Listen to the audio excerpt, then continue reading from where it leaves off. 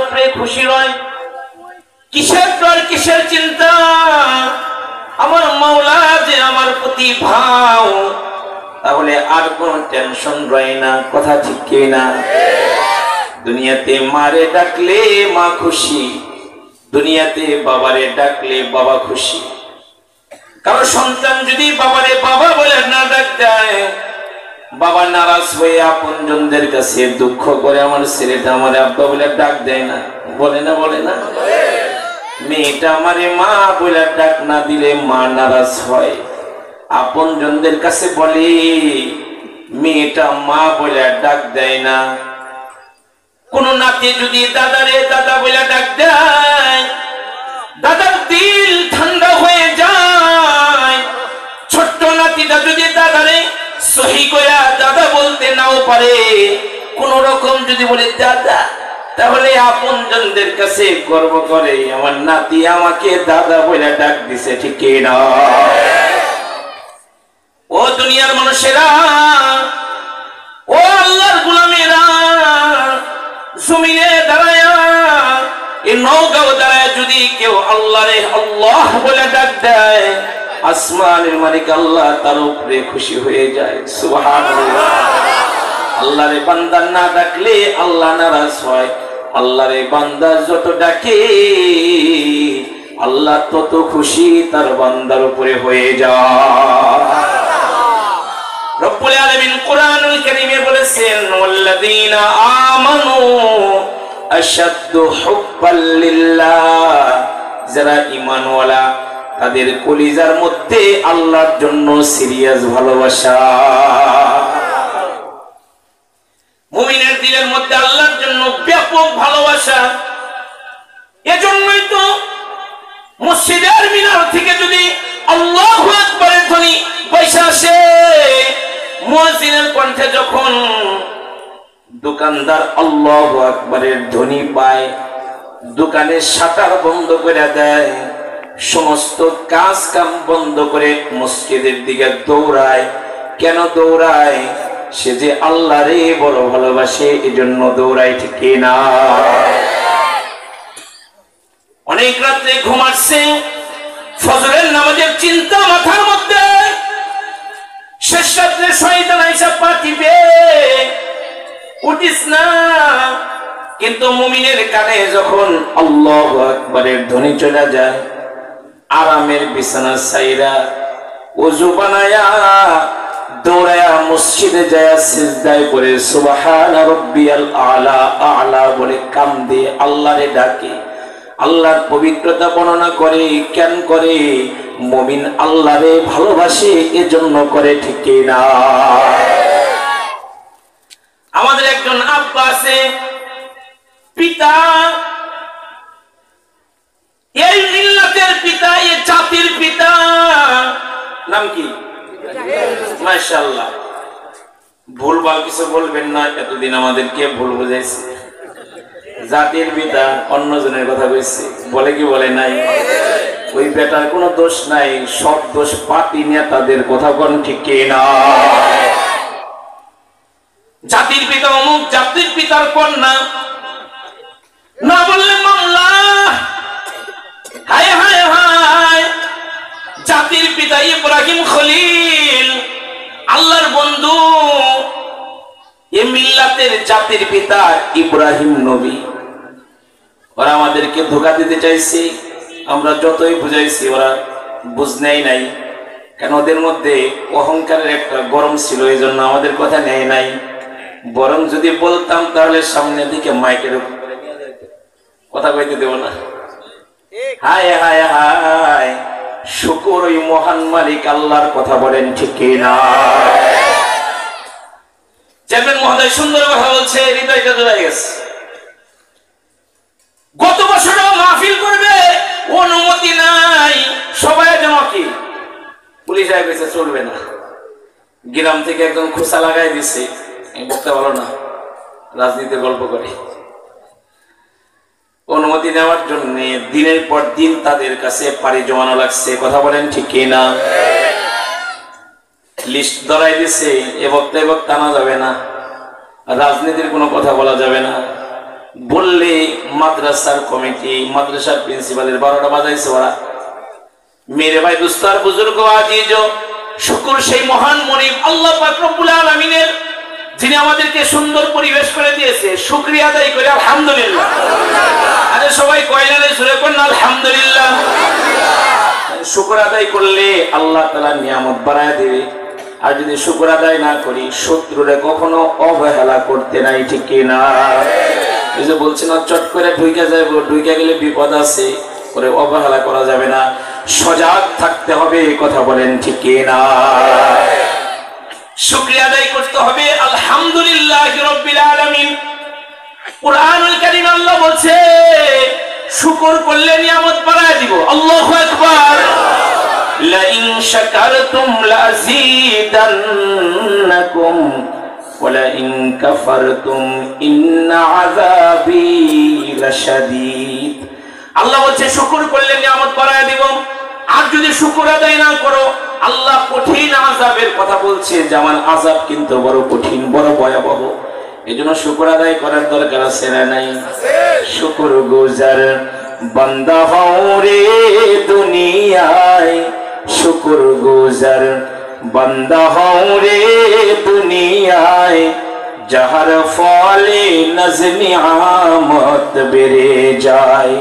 প্রভুর শুকর আদায় যদি না করো, কঠিন আযাব হবে তোমার কবর, কঠিন আযাব হবে তোমার কবর। আল্লাহ রাসূল তার উম্মতকে শুকরিয়া শিক্ষা দিয়েছে। নবীর আদরের সাহাবী মুআয ইবনে জাবাল রাদিয়াল্লাহু আনহুর হাত ধরে সরকারে দু আলম নবী বলে, মুআয রে, আল্লাহর কসম তোমারে আমি ভালোবাসি। নবী একজন ছোট্ট সাহাবীর হাত ধরে বলে, আল্লাহর কসম তোমারে আমি ভালোবাসি। হযরতে মুআয নবীর আনোয়ার চেহারার দিকে তাকায় বলে, আমার মা বাবা আপনার উপরে কুরবান হোক রাসূল গো, আমিও আপনারে ভালোবাসি। আল্লাহর রাসূল ভালোবাসার কথা ইয়াদ করায় বলতেছে, মুআয রে, প্রত্যেক নামাজের পরে আল্লাহর কাছে এই দোয়া করতে ভুল করবা না। আল্লাহুম্মা আইন্নি আলা যিকরিকা ওয়া শুকরিকা ওয়া হুসনি ইবাদাতিক। ও আল্লাহ, তোমার জিকির, তোমার শুকরিয়া এবং সুন্দর করে আমল করতে পারি তুমি আমারে তৌফিক দিও। আল্লাহর কাছে সাহায্য কামনা করা নবী উম্মতকে শুকরিয়া শিক্ষা দিয়েছে। এজন্য সব হালতে আল্লাহ শুকর আদায় করার দরকার আছে না? না। বলতেছিলাম আমাদের জাতির পিতা হযরত ইব্রাহিম খলিলুল্লাহ, বাবার দিলের মধ্যে আল্লাহর প্রতি কি পরিমাণের ভালোবাসা ছিল। হাদিসের গল্প আপনাদেরকে শোনাই। বাবা ইব্রাহিম একদিন মরুভূমির মধ্যে ছাগলের পাল চড়াইতেছে, বিশাল ছাগলের পাল। সাইয়েদনা হযরত ইব্রাহিম খলিল আল্লাহর বন্ধু ছাগল চড়াইতেছে। ওই পথ দিয়ে, ওই রাস্তা দিয়ে একজন ভিনদেশী অপরিচিত মুসাফির হাইটা যায়, আর গুনগুন করে কি যেন বলে, কি যেন বলে। বাবা ইব্রাহিম কানটা খাড়া করলো, কি বলে দেখি। বাবা ইব্রাহিম কানটা খাড়া করে দেখি, পথিক বলতেছে মিষ্টি কণ্ঠে, দারুণ ব্যাপক সুন্দর কণ্ঠ। কি বলে? পথিক বলতেছে, সুবহানাল মুলকি ওয়াল মালাকুতি সুবহানাল ইজ্জতি ওয়াল আযমতি ওয়াল হাইবাতি ওয়াল কুদরতি ওয়াল কিবরিয়া ওয়াল জাবারুত। আল্লাহু আকবার। মিষ্টি কণ্ঠে আল্লাহ পাকের প্রশংসা করতেছে। পবিত্রতা সেই সত্তার, যিনি জমিন ও আসমানের বাদশা, যিনি দাপটের মালিক আল্লাহ। নবী ইব্রাহিম পথিকের কণ্ঠে যখন তার মাশূকের প্রশংসা শুনছে, ইব্রাহিম নবী পাগল হয়ে গেছে। দৌড়া পথিককে আইসা ধরছে, দুইটা বলে, আপনি আমার আল্লাহর নাম এত সুন্দর করে পড়লেন, মেহেরবানি করে প্লিজ আরেকবার একটু আমারে শোনান।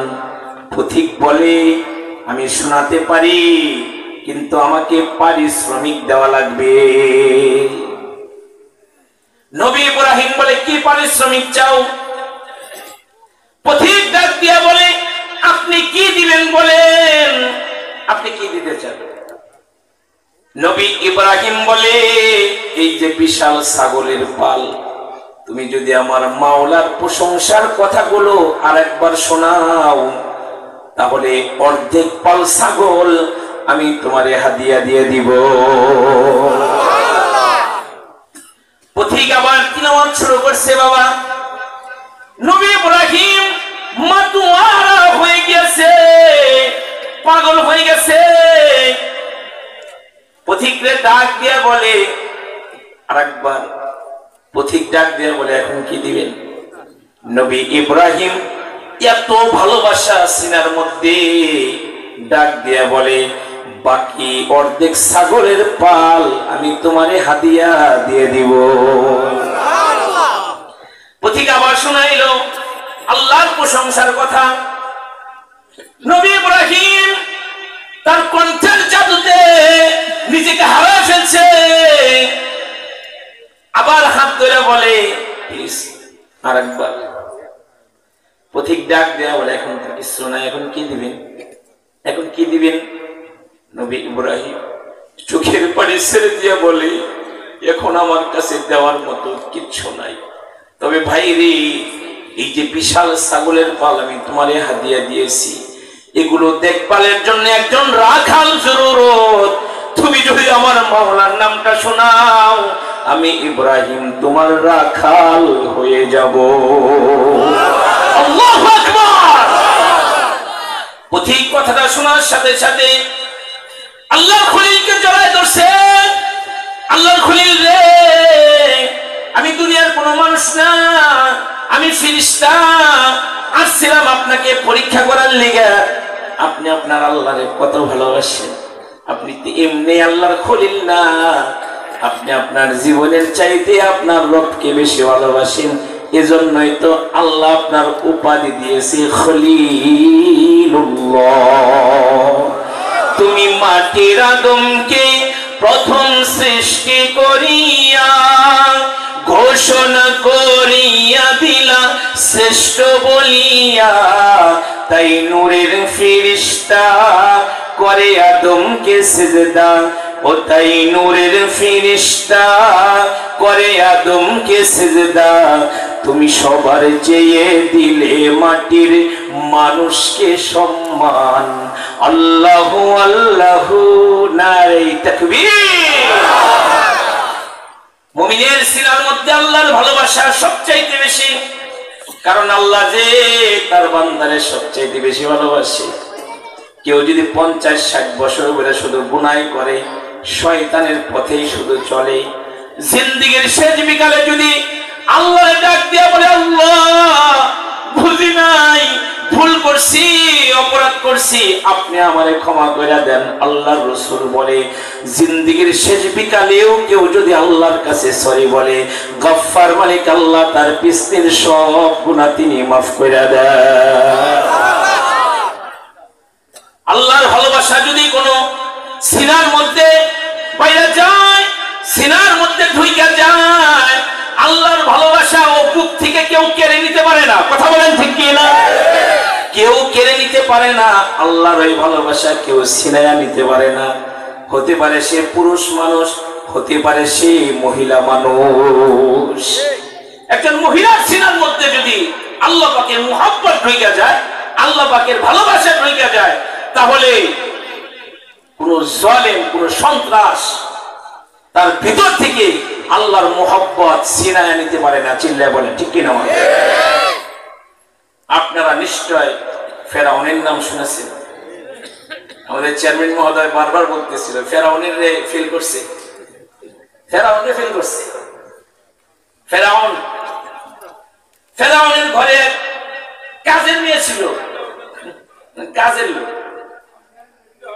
এই ফেরাউনের ঘরে থাইকা আল্লাহরে পেয়ে গেছে। জুড়ে বলবেন না সুবহানাল্লাহ। আল্লাহরে পেয়ে গেছে, ফেরাউনের ঘরে থেকে আল্লাহরে পেয়েছে। ওরে সুবহানাল্লাহ। তার কাজ ছিল ফেরাউনের কন্যার চুল চিরুনি করা। একদিন চুল চিরুনি করতেছে, তো করার সময় হাত থেকে চিরুনি পড়ে গেছে। যে পাত্রে যা থাকে কাট করলে তাই বলে, বোতলে পানি থাকলে পানি ভরবো, মধু থাকলে মধু ভরবো। কেউ যদি ডরায় বাইরে না গিয়ে বোতলের মধ্যে শিশু করে, তাহলে কাট করলে ওইটাই করবো। কথা বলেন ঠিক কি না? আমার ভাই, ওরে সুবহানাল্লাহ। চিরুনি উঠাইতে গিয়া এই কাজের মেয়ে, সাধারণ একটা কাজের মেয়ে, এ তার জবান দিয়া আল্লাহর নাম বাইরে গেছে। সুবহানাল্লাহ বলে, আল্লাহর নাম বাইরে গেছে। ফেরাউনের মেয়ে, তুই কি বলি, কি বলি, কি বলি? তুই কি আমার আব্বারে আল্লাহ মানুষ না, খোদা মানুষ না? কাজের মেয়ে বলে ইমানি শক্তিতে বলতেছে, এই তোর বাবারে কে লেগে আল্লাহ মানুষ, খোদা মানুষ? খোদাই একজন, যিনি আমারে বানাইছে, তোর বাবারে বানাইছে, তোরে বানাইছে। কাজের মেয়ে বলে তুই ডরাস না? ডরাম কি? সত্য কথা বলতে কে ডর? ফেরাউনের কাছে বলে দিছে। ফেরাউনকে পুলিশ কিনে মা আমার ছাদের নিচে থাইকে আমার বিরুদ্ধে কাজ করে, ধরে লয়। জল্লাদ ধরে লয়েছে, আসামির কাঠ গড়ায় দাঁড় করাইছে। এই কাজের মেয়ে, গরিবের বাচ্চা গরিব, তুই নাকি তুই আমার খোদা মানিস না? ইমানের শক্তি দিয়ে কাজের মেয়ে বলে আপনি খোদা হইবেন কি? খোদা একজন, যিনি আল্লাহ। আমি আল্লাহরে পেয়ে গেছি, এখন আপনারে মানা পারব না। সুবহানাল্লাহ বলেন। ফেরাউনের মাথা গরম হয়ে গেছে। কাজের মেয়ে, এর এত বড় দুঃসাহস, আমার সামনে দাঁড়ায় কথা বলে। ভাইয়ের আমার, ফেরাউন জল্লাদকে বলল, জল্লাদ ওর হাতের মধ্যে প্যারাক লাগা, পায়ের মধ্যে প্যারাক লাগা, ওর এমন শাস্তি দিব যেন যুগ যুগ মানুষের কথা ইয়াদ রাখে। একটা জীবিত মানুষের হাতের মধ্যে পায়ের মধ্যে প্যারাক ঢুকাই দিচ্ছে, চিন্তা করা যায়? কিসের কারণে? চুরি ডাকাতি করে নাই, আল্লাহরে পাইছে, আল্লাহর ভালোবাসা সিনার মধ্যে ঢুকে গেছে, এজন্য জালিমের কাছে বন্দী হয়েছে। ফেরাউন ডাক দিয়া বলে, ওর হাতের মধ্যে প্যারাক মার, ওর পায়ের মধ্যে প্যারাক মার। জল্লাদ তাই করলো। এবার তাকে শহীদ করবে, হত্যা করবে। ঠিক এমন অবস্থায় একজন দুষ্ট মন্ত্রী ফেরাউনকে ডাক দিয়া বলে, ফেরাউন রে, এরা যদি আপনি এরকম করে মাইরা ফেলেন তাহলে আপনি হাইরা যাবেন। আর এর বুক থেকে যদি আল্লাহর ভালোবাসা কেড়ে নিতে পারেন, ছেলে নিতে পারেন, তাহলে আপনি কিন্তু জিতা যাবেন। এক কাজ করেন, আমার পরামর্শ, এর একটা দুধের বাচ্চা আছে, বাচ্চাটা কি ওর বুকের উপরে আইনা ছাইরা দেন। বাচ্চারে মারতে চান, কাটতে চান, দেখবেন ভয়ে আল্লাহর কথা বইলা যাবে। ফেরাউন দুষ্ট মন্ত্রীর কথা শুনে তাই করলো। দুধের বাচ্চাটাকে কাজের মেয়ের বুকের উপরে বসায়া দিল। বাচ্চাটা মায়ের দুধ পান করতে চায়। মায়ের বুকের উপরে কলিজার টুকরা সন্তান। দুনিয়ার মায়েরা সন্তানের প্রতি দুর্বল, কথা বলেন ঠিক না? সন্তানের যদি জ্বর চলে আসে, বাবা অসুস্থ হয়ে যায়, মা আসল পেতে আল্লাহর কাছে দোয়া করে, আল্লাহ রে তুমি আমার সন্তানটারে সুস্থ বানায়া দাও। কিল্লিকে আমার সন্তানরে তুমি অসুস্থতা দিয়েছো, অসুস্থতা তুমি আমারে দাও, বলে কি বলে না? শুধু তাই নয়, নিজের মরণ কামনা করে সন্তানের সুস্থতার জন্য, ঠিক কি না? মশারির মধ্যে যতক্ষণ একটা মশা গুড়গুড় করে, জনম দুখানি কাঙ্গালিনী মা ঘুমাই না। কেন ঘুমাই না? একটা মশায় সন্তানকে কামড় দিবে, দুনিয়ার কোনো মা সহ্য করে না, ঠিক কি না? মাহফিলের ব্যস্ততায় বাসায় কম ঢোকা হয়। ঘরে বাচ্চা আছে, মেয়ে বাচ্চা খুব অসুস্থ, সময় দিতে পারতেছি না। তো পাবনা থেকে প্রোগ্রাম শেষ করে আসছি, রাত বাজে 4টা। ঘরে ঢুকে দেখি বাচ্চার মা বসে আছে মশারির নিচে। কি ব্যাপার, ঘুমাও না এত রাত? কান দেয়ার বলে, আমার মাটা অসুস্থ, আমার মেয়েটা অসুস্থ, আমি আবার অসুস্থ মেয়েটাকে রেখে কেমনে ঘুমাই? তখন মার কথা মনে পড়ছে। পৃথিবীর মারা, দুনিয়ার মা গুলো এমনই হয়, কথা বলেন ঠিক কিনা? জনম দুখানি কাঙ্গালিনী মা, বুকের উপরে তার সন্তান। ফেরাউন শাসাইতেছে, আল্লাহরে বাদ দিবি নাকি সন্তান হারাবি? ইমানি শক্তিতে মা ডাইকে বলে, এমন সন্তান যদি একটা না 10টাও যদি আল্লাহর জন্য কুরবান করতে হয়, আমি আমার আল্লাহরে ভুলতে পারবো না। ফেরাউন দুধের বাচ্চাটাকে হত্যা করে ফেললো, দুধের বাচ্চাটাকে শেষ করে দিল। ওয়াকিয়ার মধ্যে নানা কথা পাওয়া যায়।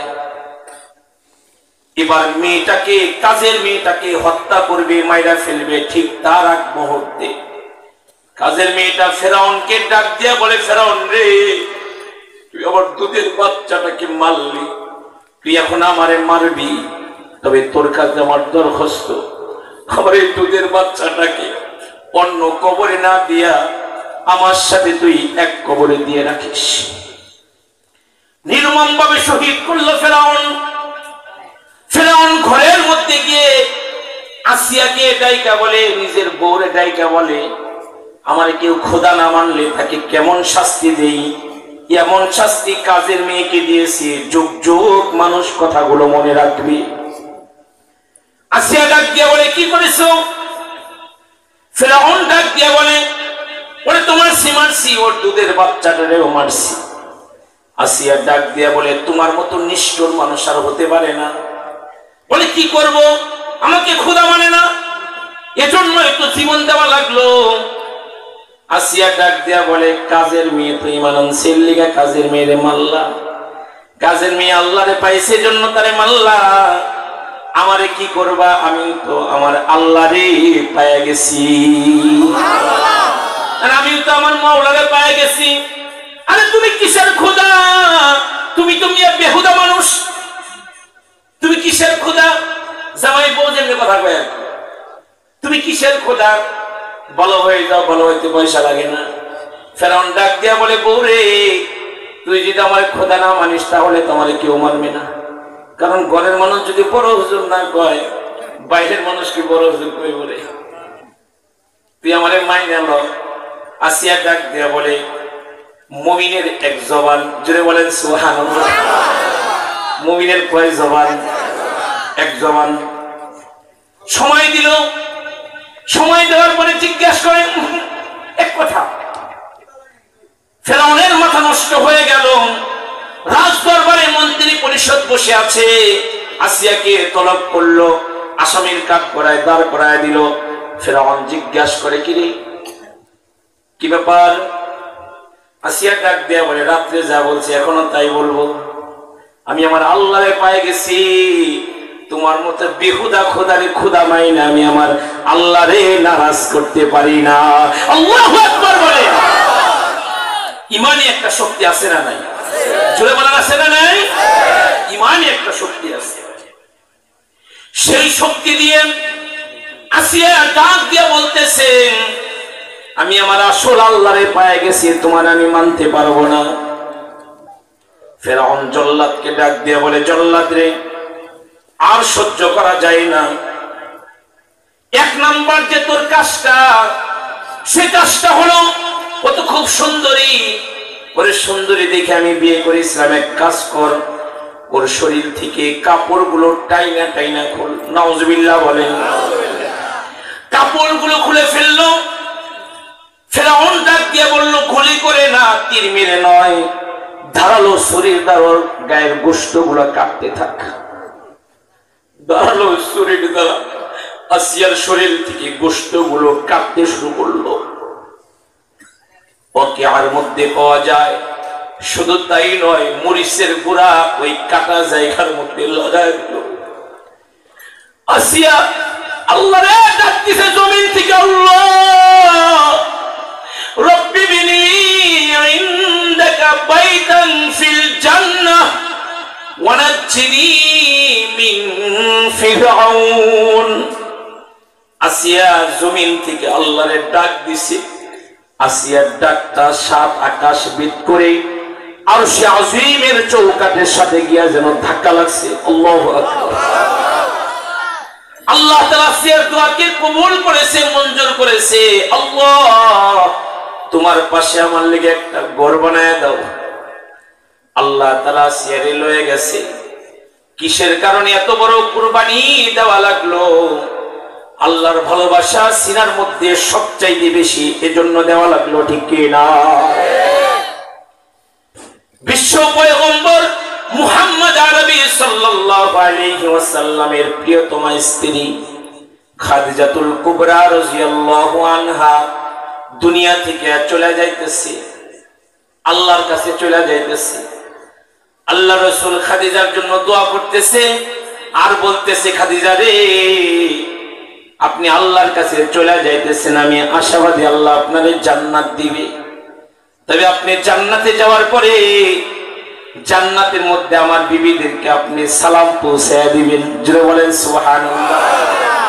খাদিজাতুল কুবরা রাদিয়াল্লাহু আনহা জিজ্ঞেস করে, সরকার গো, আমার জানা মতে আপনি আমার আগে কাউকে বিয়ে করেন নাই, আপনার বিবি আবার জান্নাতে কেমনে গেল জানতে চাই। আল্লাহর রাসূল বলে, খাদিজা রে, ফিরআউনের স্ত্রী আসিয়া ঈমান আনয়ন করার কারণে এমন কুরবানি দিছে, আল্লাহ তাআলা এত খুশি হইছে, জান্নাতের মধ্যে তাকে আল্লাহ আমার বউ বানায়া রেডি করে রাইখা দিছে।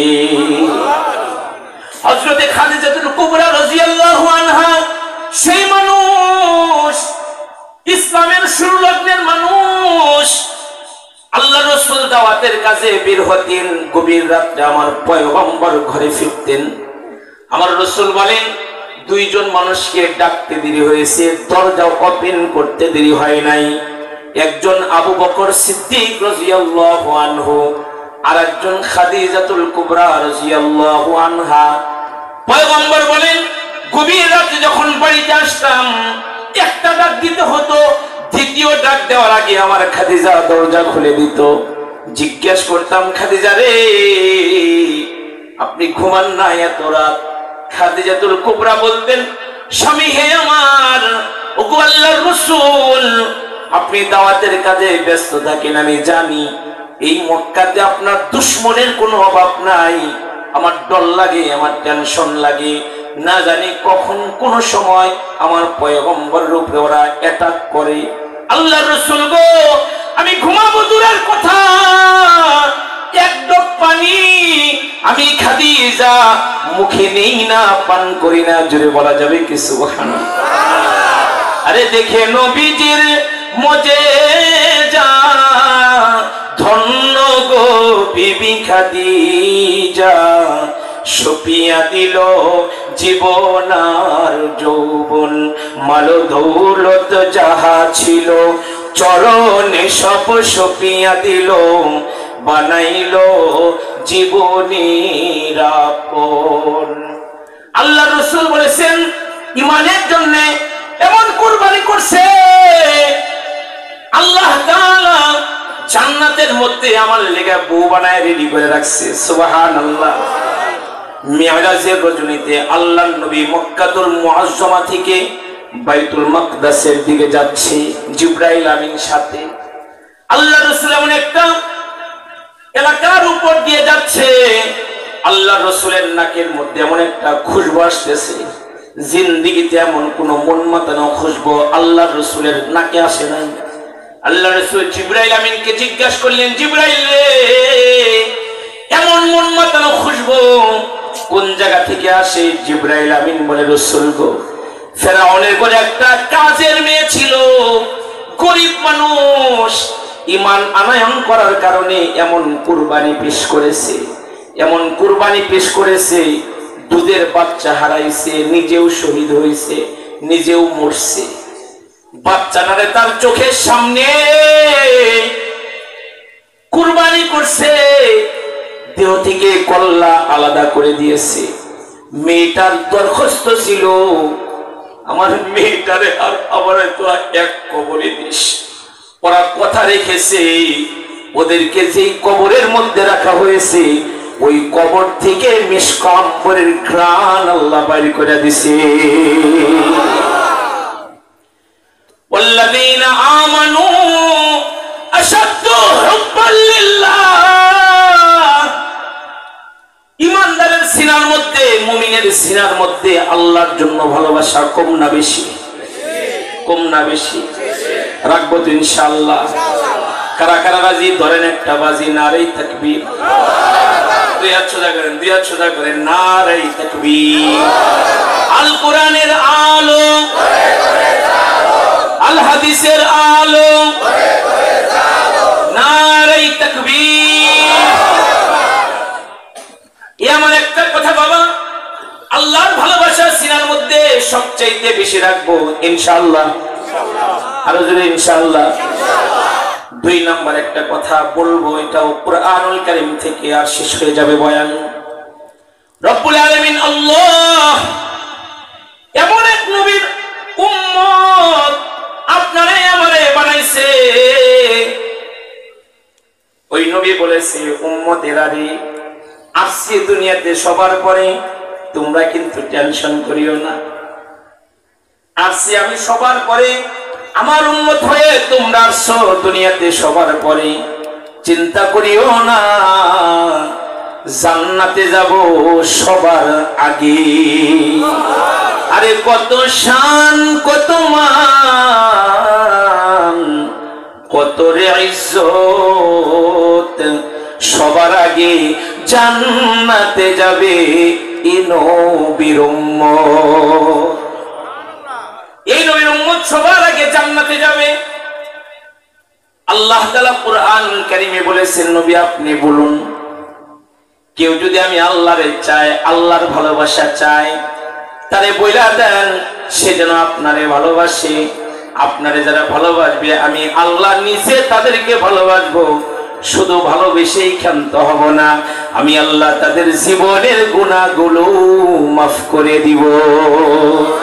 قل إن كنتم تحبون الله فاتبعوني يحببكم الله ويغفر لكم ذنوبكم والله غفور رحيم। আল্লাহু আকবার বলেন। ওই নবীকে ইতাআত করা যায়, ওই নবীরে ভালোবাসা যায় যে নবীর আল্লাহ ভালোবাসে, ফেরেশতারা ভালোবাসে। কুরআনুল কারীমে আল্লাহ বলছে, ইন্নাল্লাযীনা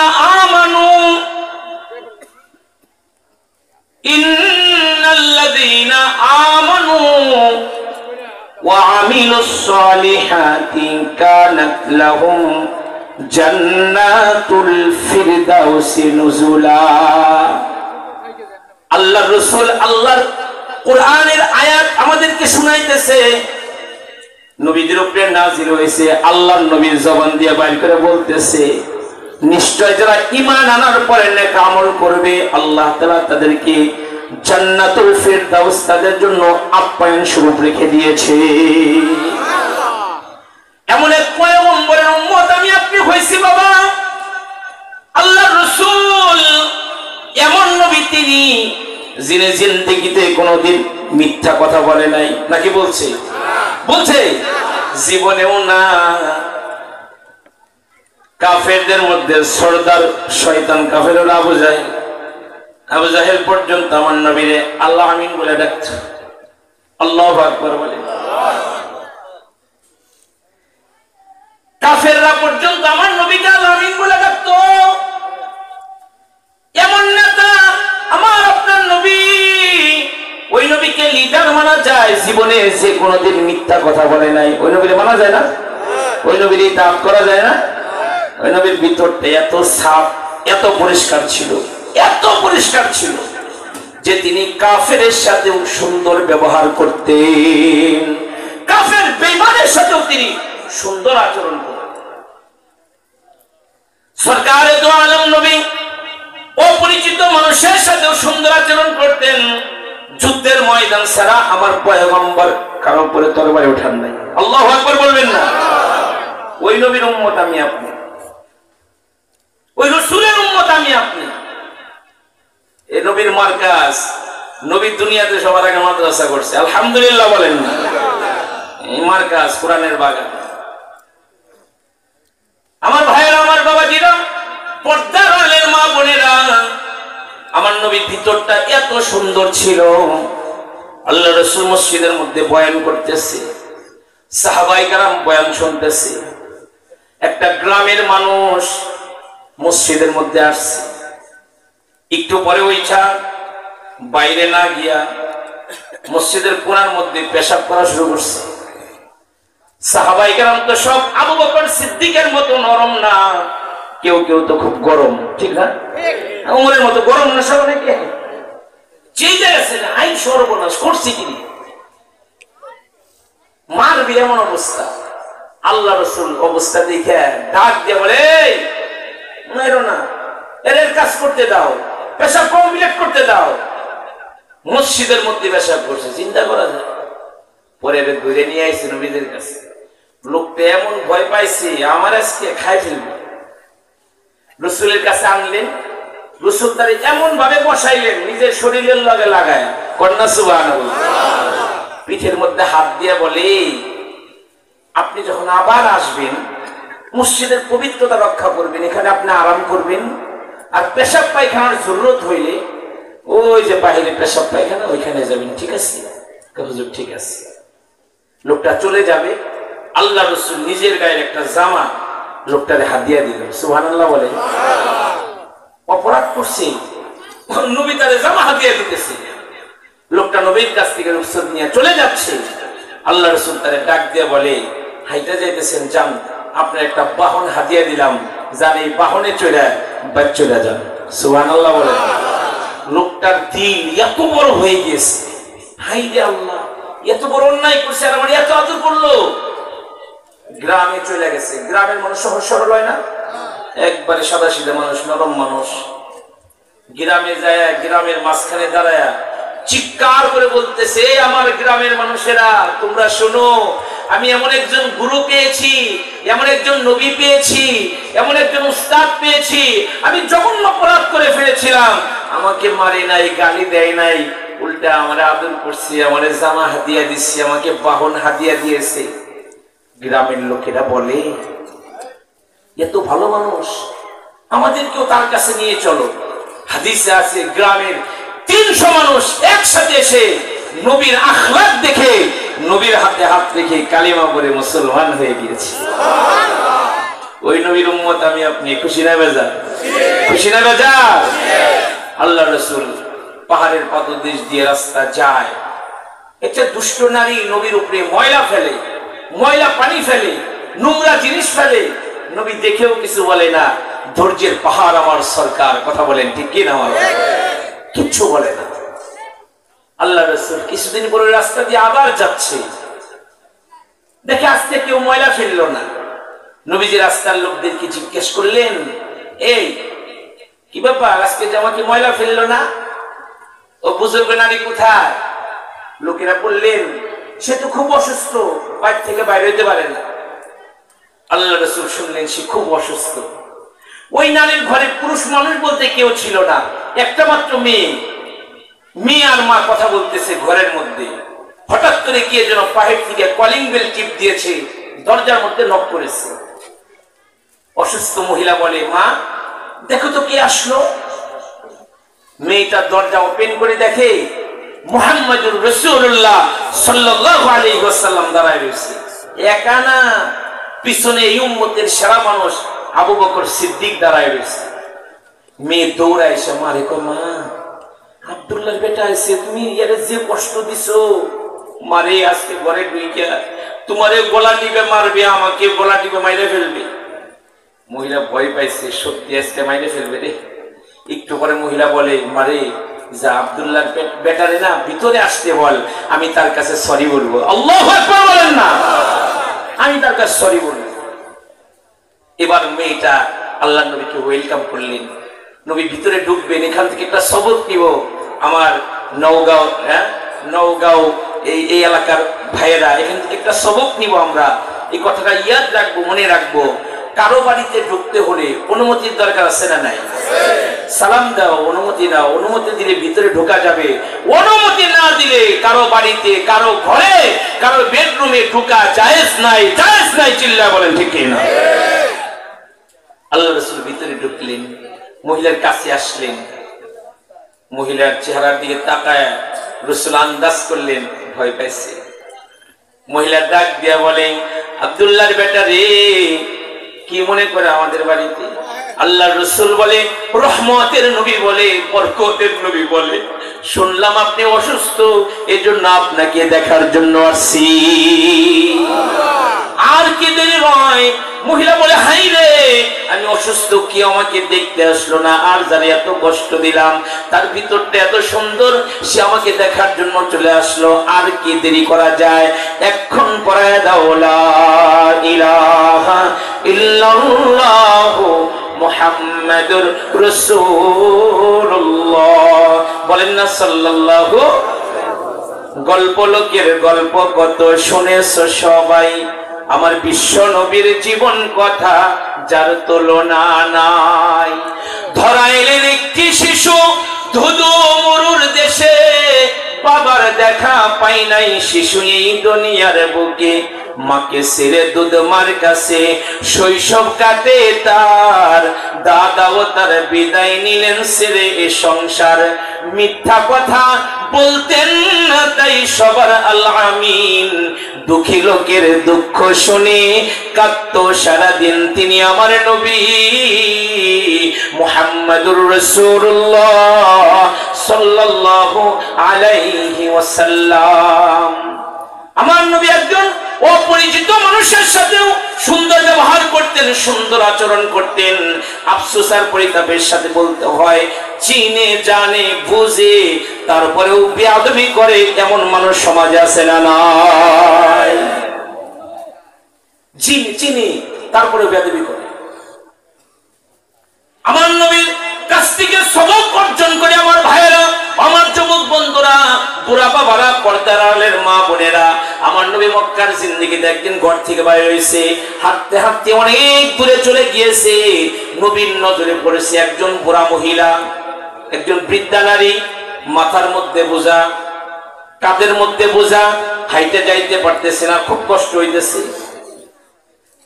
পরোপকারী আমার সরকার, আমার সরকার, আমার সরদার, আমার পয়গম্বর দৌড়ায়া মহিলার কাছে গিয়া বলে, মারে দেন দেন দেন, আমার মাথায় দেন, এত বড় বোঝা নিয়েছেন, হাঁটতেই তো পারেন না। মহিলা খুশি হয়েছে, যত সময় কাজের মানুষ পাওয়া গেছে।